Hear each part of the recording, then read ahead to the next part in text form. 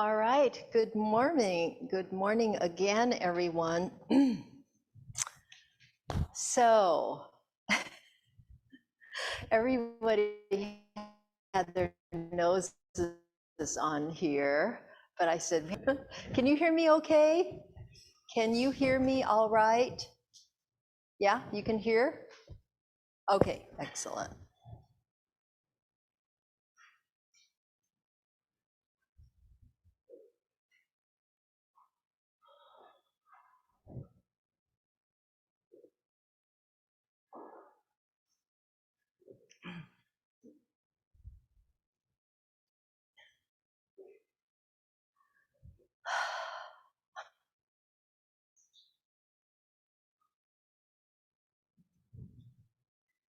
So everybody online and everybody here should have a sutra book.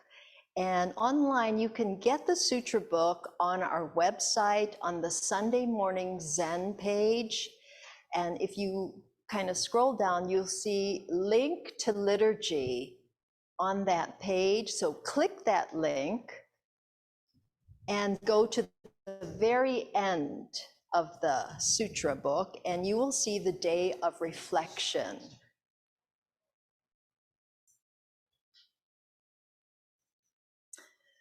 Okay, so again, Sunday Morning Zen page on our website. Go to liturgy, link for liturgy, click on that. It'll open up to all our liturgy for our services that we do every first and third Sunday of the month. Go all the way to the bottom, you'll see the day of reflection. And this is what we will recite. And we plan to do this every first Sunday of the month. And this day of reflection was put together by our Roshi, Joshin Roshi. Who knows, he says, not sure when, but when we went to work for Bernie, he was the executive director of the Zen Peacemaker Order. And this was a regular practice of the order, is to do this day of reflection. It was a whole day, actually.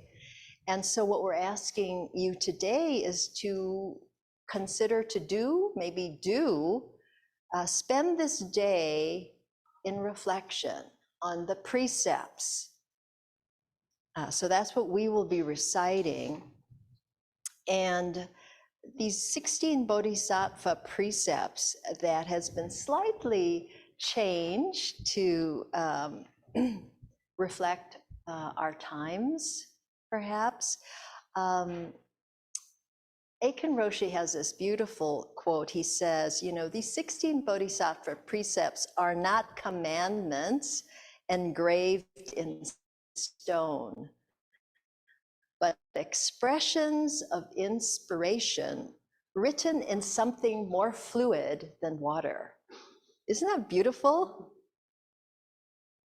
Expressions of inspiration written in something more fluid than water. The relative and absolute are all together blended when we practice these precepts. So we will begin the day. Hi, Michaela. So get yourself a sutra book, Michaela. And we're going to begin with the Gatha of Atonement. So you'll see I, and then there's a line where you insert your name. Your first name is fine. All right, and we're going to recite the Gatha of Atonement. And I want to pause in between each of these readings because there's so much here. Kind of let it sink in, sink in. Okay, so I, June, now recite the Gatha of Atonement. All karma ever committed by me since of old, due to my beginningless greed, hatred, and delusion, born of my action, speech, and thought, now I atone for it all. All karma ever committed by me since of old, due to my beginningless greed, hatred, and delusion, born of my action, speech, and thought, now I atone for it all. All karma ever committed by me since of old, due to my beginningless greed, hatred, and delusion, born of my action, speech, and thought, now I atone for it all.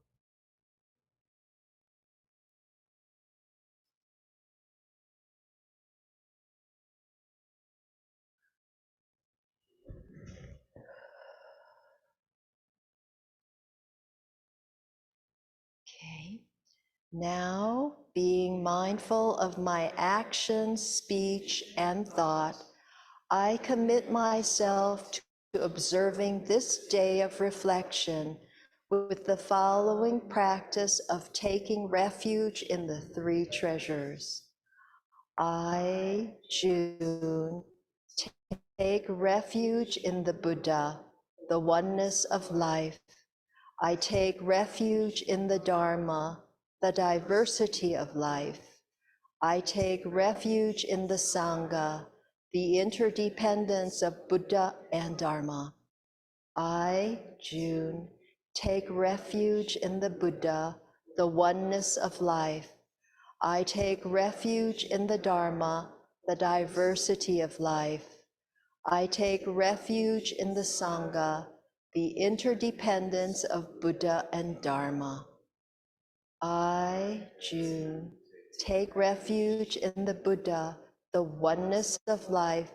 I take refuge in the Dharma, the diversity of life. I take refuge in the Sangha, the interdependence of Buddha and Dharma.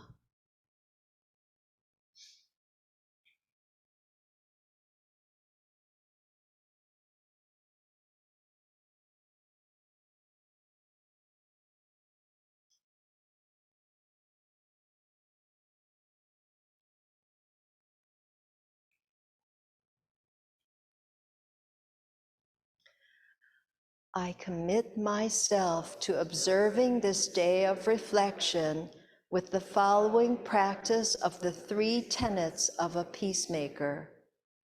I, June, for the coming day, commit to not knowing by giving up fixed ideas about myself and the universe.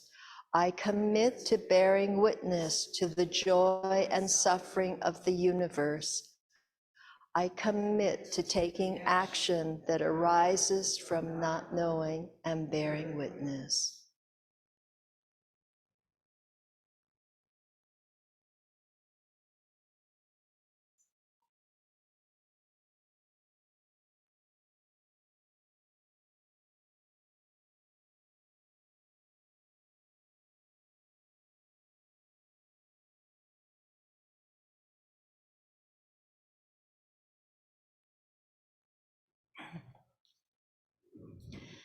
As Zen peacemakers throughout all space and time have practiced the following 10 precepts, so will I, June, observe these practices.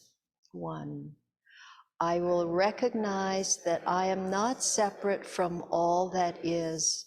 This is the practice of non-killing.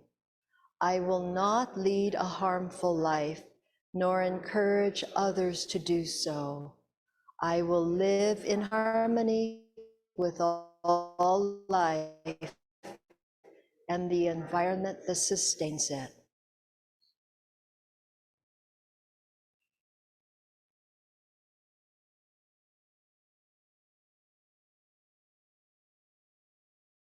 2. I will be satisfied with what I have. This is the practice of non-stealing. I will not take anything not given and not encourage others to steal. I will freely give, ask for, and accept what is needed.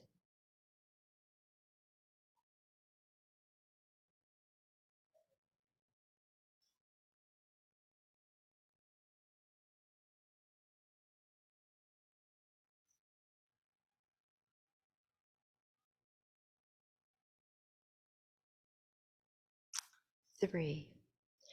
I will meet the diversity of life with respect and dignity. This is the practice of chaste conduct. I will not create conditions for others to be unchaste.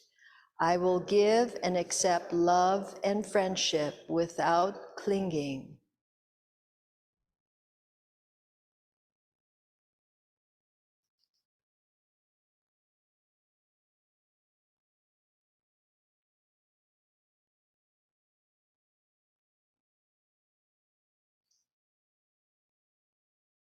Four, I will listen and speak from the heart.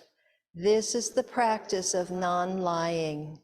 I will not create conditions for others to lie.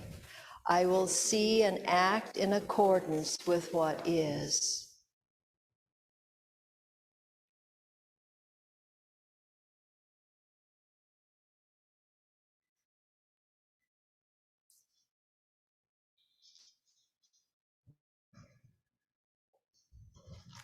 Five, I will cultivate a mind that sees clearly. This is the practice of not being deluded. I will not encourage others to be deluded. I will embrace all experience directly.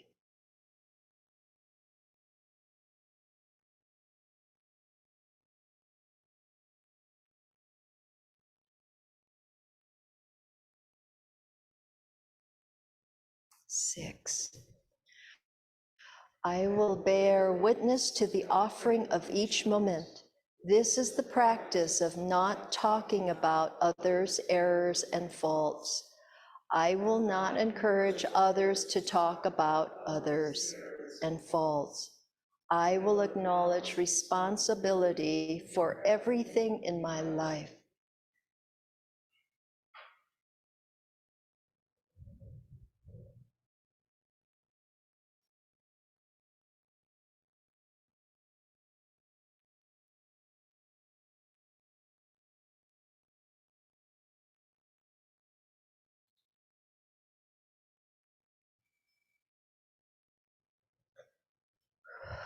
Number 7, I will speak what I perceive to be the truth. This is the practice of not elevating myself and blaming others. I will not encourage others to elevate themselves and blame others. I will give my best effort and accept the results.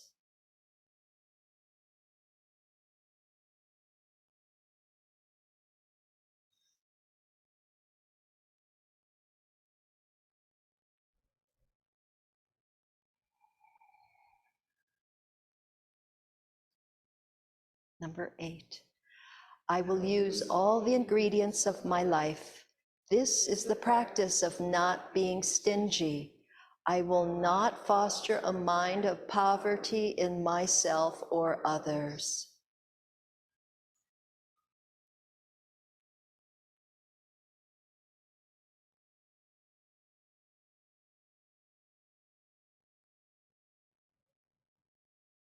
Number 9, I will bear witness to emotions that arise. This is the practice of not holding on to anger. I will not create conditions for others to be angry. I will not harbor resentment, rage, or revenge. I will practice with emotions.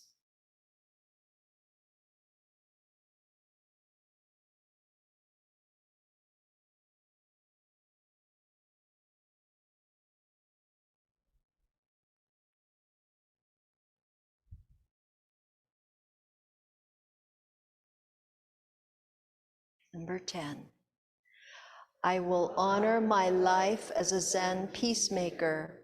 This is the practice of not disparaging the 3 treasures.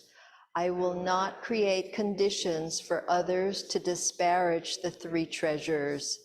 I will recognize myself and others as manifestations of Buddha, Dharma, and Sangha.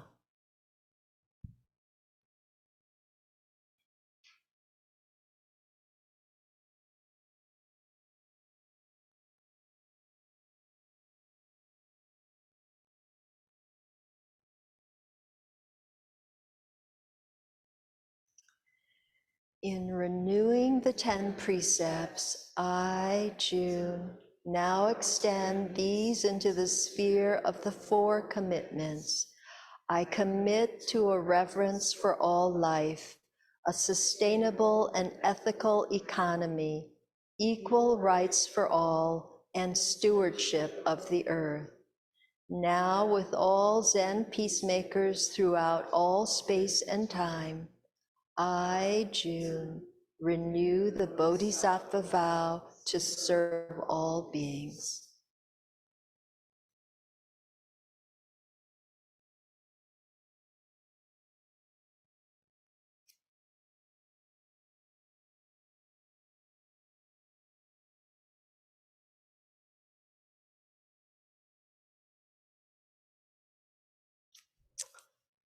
And then at the end of today, if you remember, this transfer of merit from your practice today is something that you can recite, okay?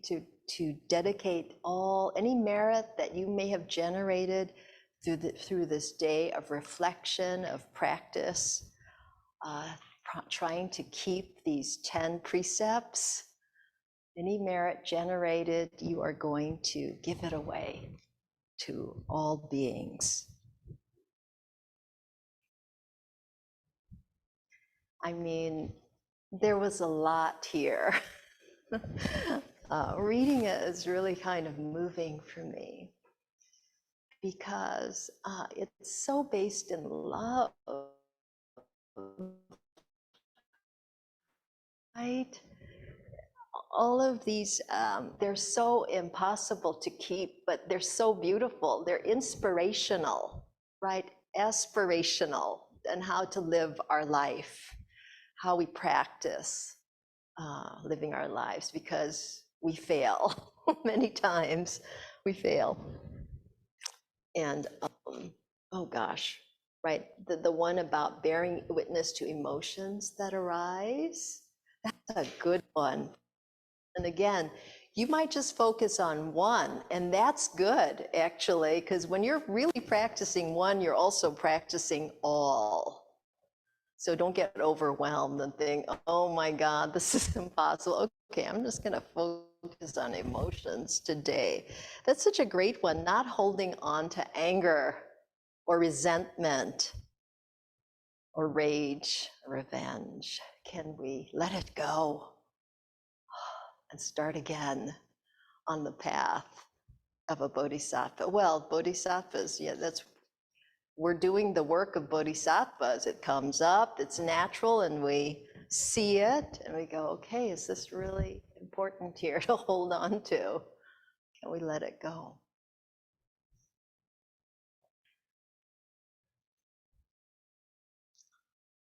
Wow.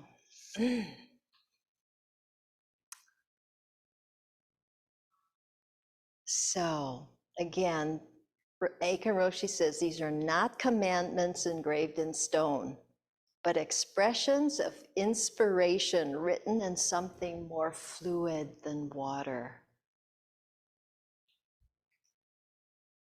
Relative and absolute are all together blended in this. Sattvas, what is that? I see many of them right here in this room. Even with the noses, especially with the noses. Bernie thought this was really important to have humor.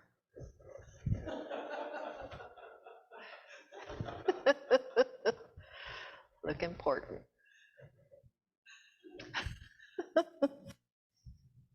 So Bodhi means enlightenment, enlightened. Sattva is being. And so there's 3 implications in this term: a being who is enlightened, a being who is on the path of enlightenment, and one who enlightens beings. 3. So when you take these vows, you're taking the vows of a bodhisattva, which means you're a bodhisattva. And Eiken Roshin says it so beautifully, learning to accept your role as a bodhisattva is the nature of Buddhist practice. Learning to accept your role as a bodhisattva. And when you accept your merciful and compassionate tasks in a modest spirit, you walk the path of the Buddhas in a modest spirit. Even though it's really kind of heroic, right, to accept these vows, to do these vows.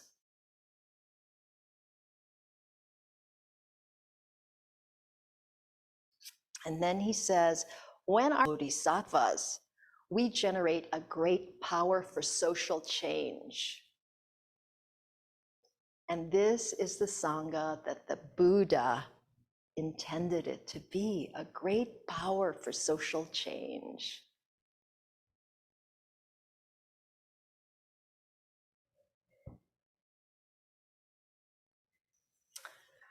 I was in Los Angeles this week for the funeral of my oldest female cousin, who died at 82.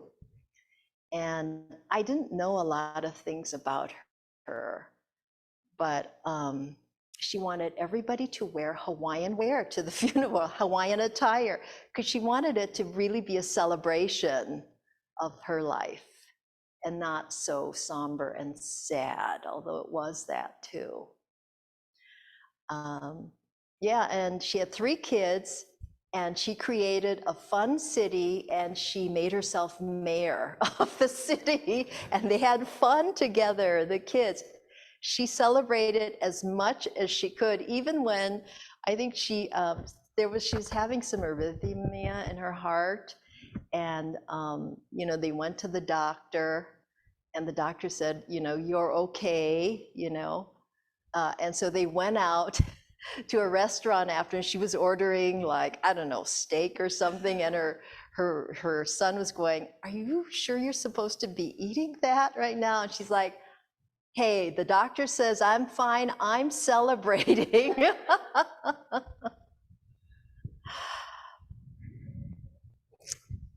So anyway,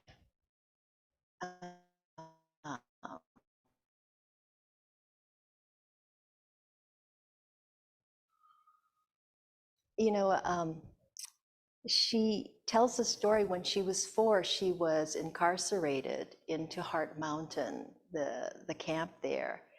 And she remembers vast open space, Wyoming, right? It's beautiful there. And the mountain, Heart Mountain, she remembers the mountain. And she also remembers, men on the other side of the fence, the barbed wire fence, with guns pointed at her. These are her memories, when she was 4 years old.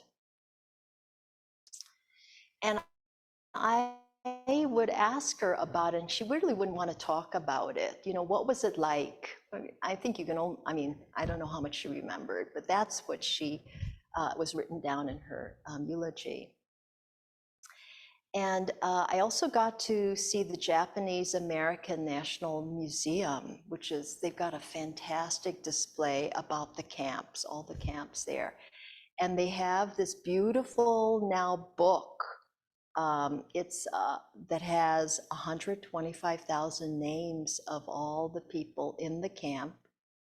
And they have embedded in the very cover of it, it's kind of big, soil from all the 75 camps across the country in some kind of,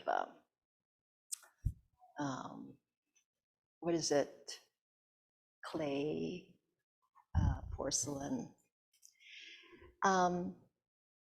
And it has become a really healing thing, because you can go, you have to make an appointment and actually stamp your name, stamp 6 names there. It's like a recognition of what happened then. And it's really For her, she got to go in February, I heard, and she stamped. It was really quite an emotional experience for her, but also healing, very healing. And I also got to see some old friends there who, Warren Furutani, who used to be an activist, a social activist in the Japanese American community. And he also, when he was first starting out, he was actually a part of the Black community. And so he was getting his voice about the Asian American experience.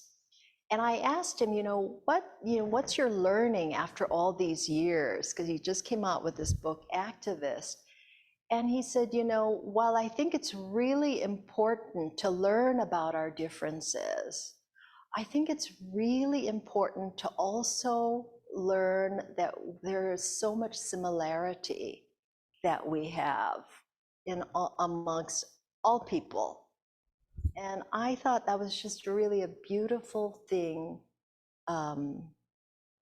It's like we're progressing, slowly but surely, we're progressing to see equality in all. We all have struggles, we all have sufferings. And that's why I see these beautiful precepts. These are ways of being in the world that does not cause suffering. If we can really, really practice this, we can really decrease the amount of suffering that we cause anyway in this world. And Bernie Glassman, right, he and Jishu, both are on our founders altar. They were the ones that put together the Zen Peacemaker Order and the 3 tenets of a Zen peacemaker. And for them, they said this was an expression of their Buddhist vows to live an awakened life and alleviate suffering. A culmination of 2,500 years of direct transmission, right, by committed practitioners, teachers to students across generations and continents, reaching all the way back to Shakyamuni Buddha.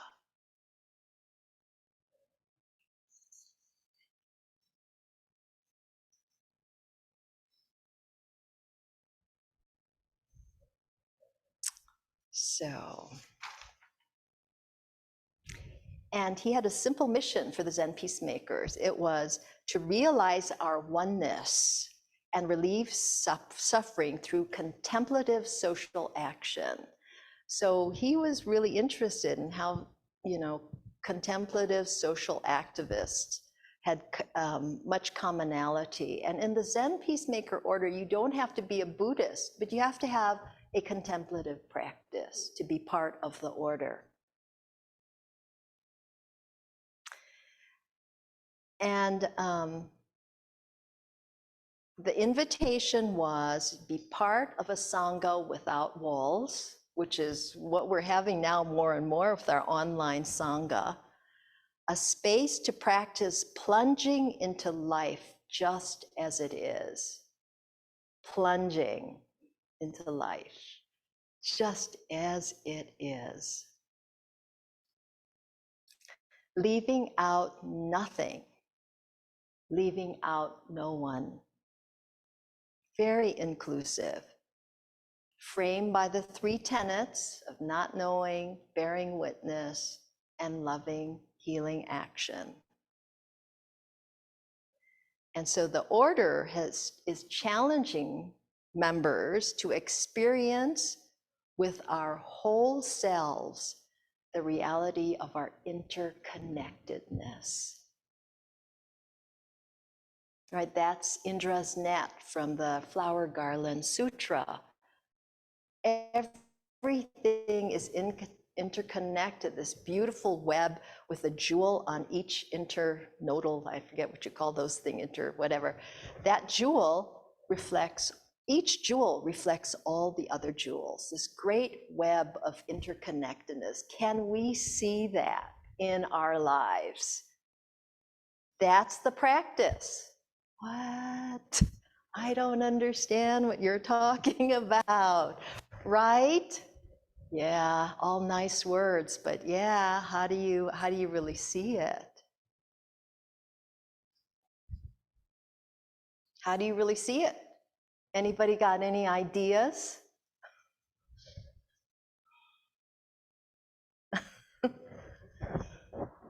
Yes, compassion. Compassion, what does that mean? Say a little bit more. Oh, thank you, Chris. Oh, look at this. If we can recognize, if I can recognize that each person has a history of causes and conditions that led them to this moment, that it's not that they're good or bad, it's just is, and that we're the same, we're humans. So it's, you can call it interbeing, or I forget the words you're using, but Interconnectedness.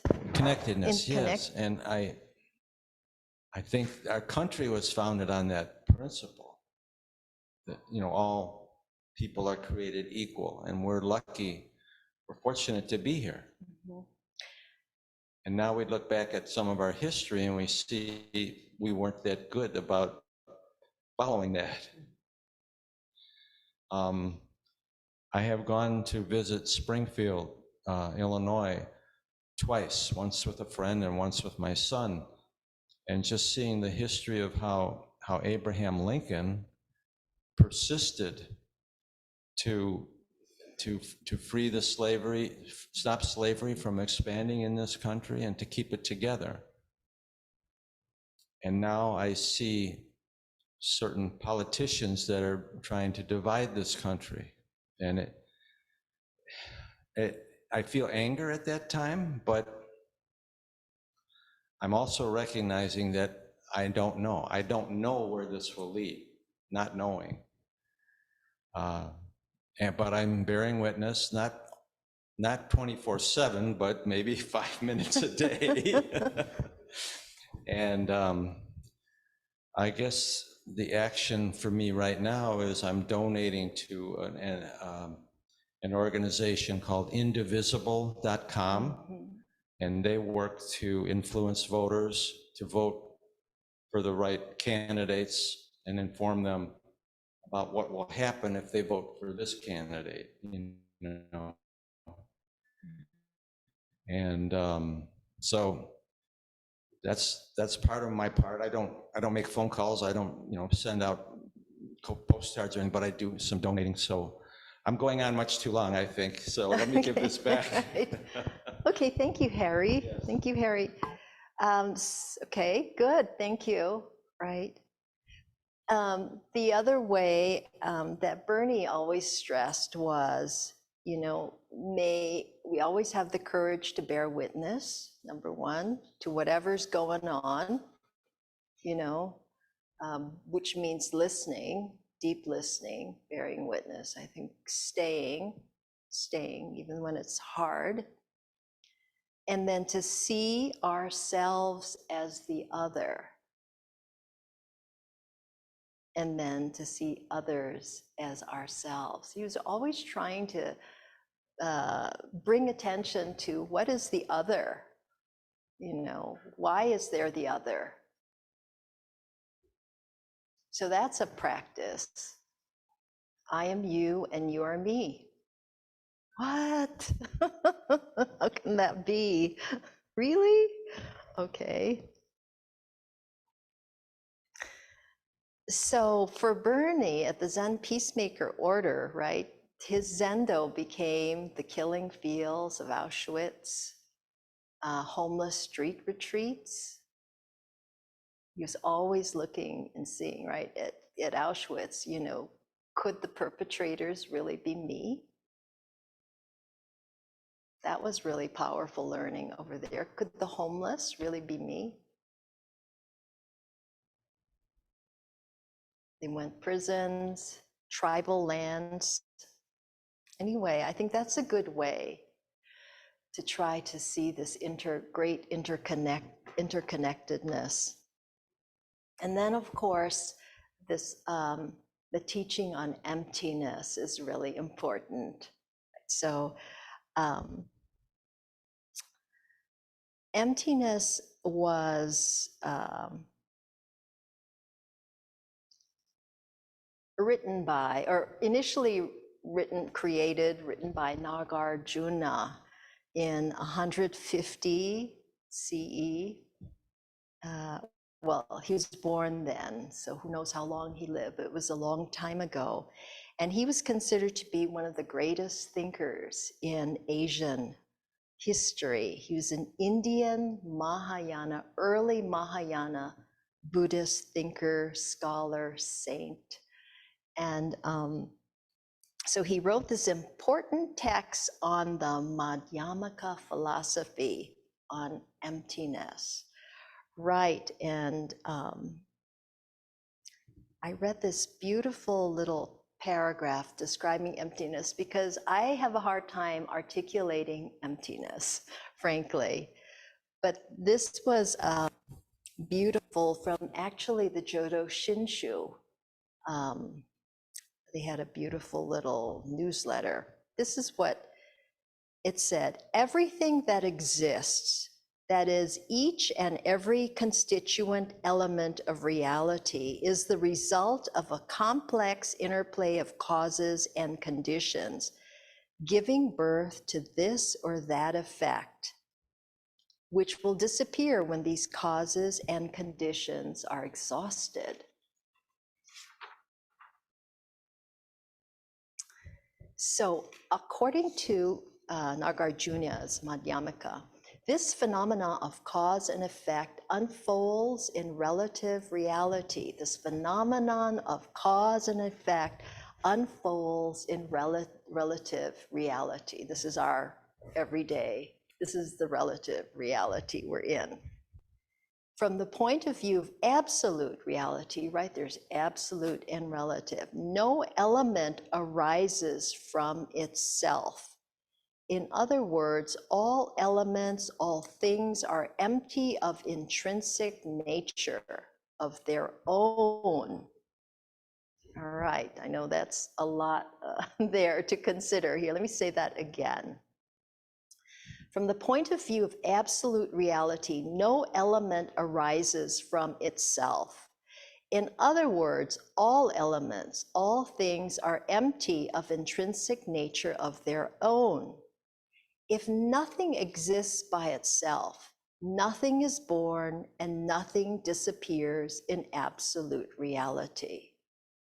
This is the principle of no birth, which is another synonym for the absolute. Emptiness is also a synonym for the absolute.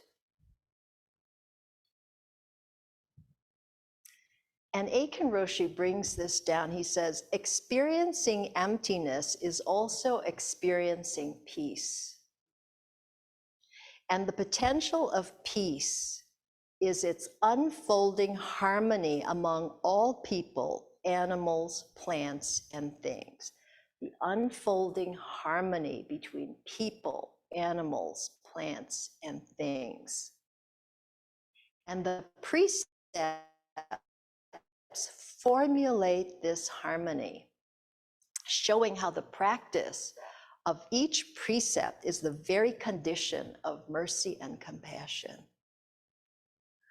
That's why it was so moving just to read those precepts for me. Beautiful, just absolutely beautiful. And this is the middle path of Mahayana Buddhism. It is unself-conscious and so avoids perfectionism. That's interesting. It's unself-conscious, so it avoids perfectionism. How many of you are perfectionists?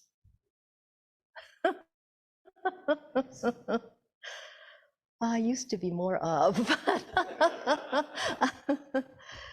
So that's interesting, right? It is unselfish, and so it avoids hedonism. It's interesting, right? So perfection is the trap of literal attachment to concepts. Perfectionism is a trap of literal attachment to concepts. I have to be the best at whatever I'm doing. I have to do it this way perfectly. It's an attachment to what you think, which is not to say that there's not a good way to do things in the relative world. There are good ways to do things for sure, but it's a trap to be caught in perfectionism. Because a lot of the times, we're being perfect so that it's kind of a protection, actually, that people cannot, find fault with us, which is interesting. Then hedonism, on the other hand, is the trap of ego indulgence that will not permit any kind of censor, overt or internal, to interfere with self-gratification. That's a big one right there, right? Hedonism is the trap of ego indulgence that will not permit any kind of thing to interfere with self-gratification.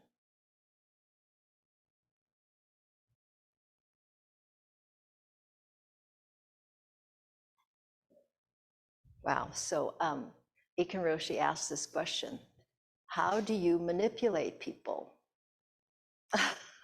It's like, oh no, don't. Right, where is your compassion? Interesting. So it's really being introspective, really pausing. What am I doing right now?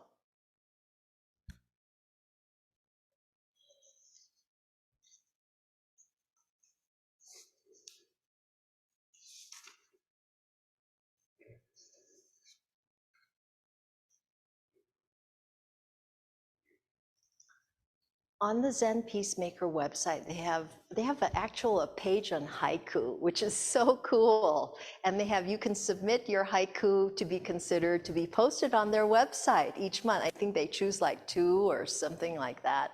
It's really, really cool. Our poetry circle would be really excited about that. Some write haiku, but anyway, they have this, it's more like a poem by Matsuo Basho, who wrote haiku.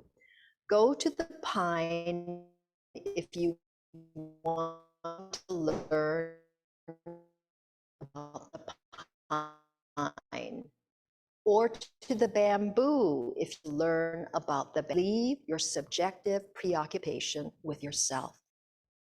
You must leave your subjective preoccupation with yourself. Because if you're preoccupied with yourself, are you going to be able to be open and learn from anything in your environment? No, because you're going to be too preoccupied with what's going on in your head. Usually that is the case. So can you just let it go? Let it go. That self, that pesky self. Here it is again. All right. Oh, this is a good one. I will use all the ingredients of my life. This is the practice of not being stingy. I will not foster a mind of poverty in myself or others. What do you think about that? Using all the ingredients of your life, good or bad, all includes good and bad, what you consider to be good and bad, which means really accepting yourself for who you are. You can't just pick and choose, oh, I like this about me, I hate this about me, I will use all the ingredients of my life. This is the practice of not being stingy or being generous, actually. Isn't that interesting? Accepting everything about your life. That's being generous. Wow. I will not foster a mind of poverty in myself or others. What is that mind of poverty?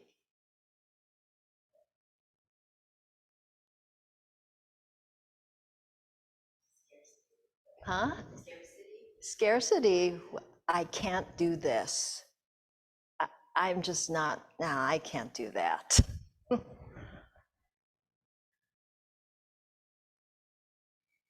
Right? It's that saying, a practice that we say in the foundations of mindfulness. It's that practice of saying yes to life.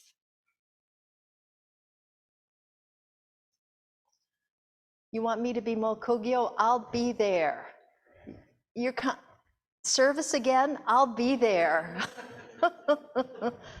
Volunteering for kinship? I'm there. Right? This is a mind of generosity, not a mind of scarcity. You need help? I'll be there. I need help? I'm going to be there. I have to take some time for me too. That's important too.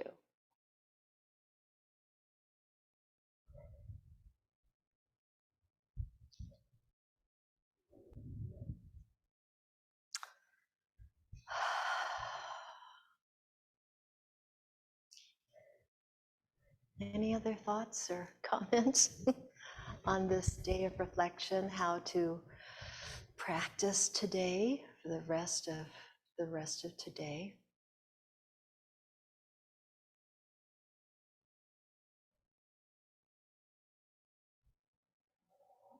I'm going to wash the dishes today.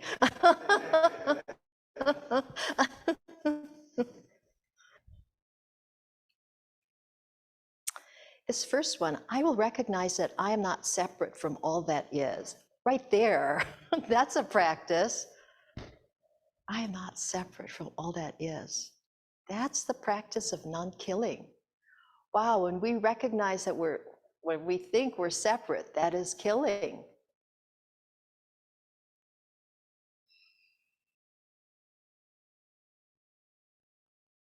What? Yeah.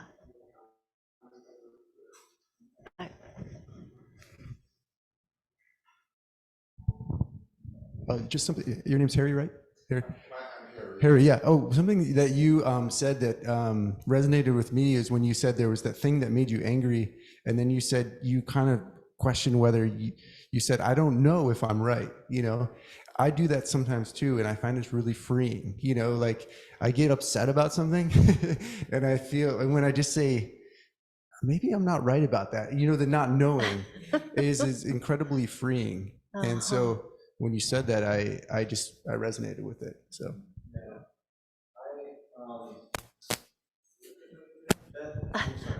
Okay, so that is a big concept of not knowing, but then follow it up with bearing witness. And I think one of the things I learned about Lincoln was that he grew up in the woods. He didn't know about slavery at all until he moved into the cities, and he saw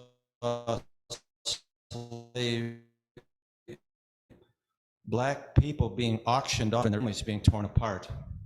And he witnessed that. And so I think from that solidified the right view, or the knowing that having slaves, having the power to make people into slaves is wrong. And it took a while for him to, help turn the country around. And it's still, some of that is still with us, that type of attitude, white supremacy and so on. But to start off from I think it gives, when you bear witness, it gives you a stronger foundation for knowing something. Because we know slavery is wrong, right? Okay. So there are some things that we know after having gone through the process of bearing witness and taking action. Thank you, Harry. So, but thank you for your comment to me. So just even practicing not knowing is really so strong, actually, and then bearing witness to what's arising when you do that, right? Because a lot of people just want to know, right? They just have to know. Can you be with that discomfort a little while? And in those days, the people who owned slaves thought, well, this is my property. These slaves are my property. They were handed down to me and my family, and so don't take away my property. You know, so that was a wrong. So I'd say that was knowing. That was thinking they know something, but bearing witness. You see people being tortured and whipped and hung. That's an awful thing. So anyway, a lot happens in the world, and I'm rambling, but let me pass this back. That's good. Thank you, Harry. Yes, thank you. So today, consider it a day of reflection for you for today. And then at the end of the day, do the transfer of merit there. Or just repeat that to yourself. And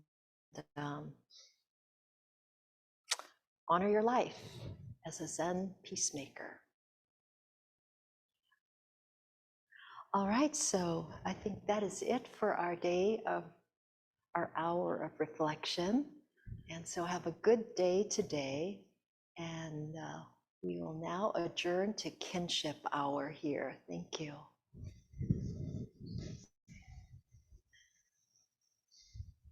Oh, the noses are on. Okay, yes, he has his nose. Yes. All right, you have to come get your noses. Oh, Sandy. I know. So great. Yeah, Julie.